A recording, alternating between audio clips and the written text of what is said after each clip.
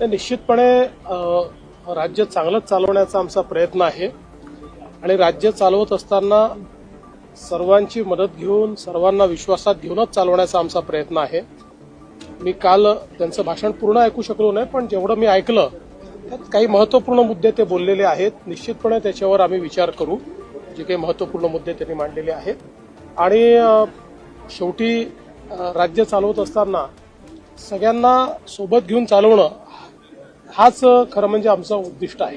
संजय राऊत असा बोललेला आहे की महाराष्ट्रातला असेल आणि तुमच्याकडे इशारा होता. संजय राऊत संघ तो निवडेल पुढचा वारसदार. ते म्हटले की मोदीचा उत्तराधिकारी अप्रत्यक्षरित्या फडणवीस असं ते म्हटलं. मोदीजींचा उत्तराधिकारी शोधण्याचं कुठलंही कारण नाही. मोदीजी आमचे नेते आहेत.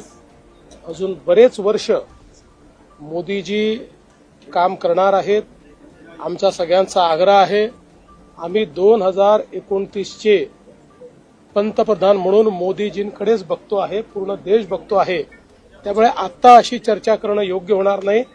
आणि भारतीय संस्कृतीमध्ये वडील जिवंत असताना मुलांचा विचार होत नाही, करायचाही नसतो. ही सगळी मुघली संस्कृती आहे की वडील जिवंत असताना मुलं अशा प्रकारचा विचार करतात.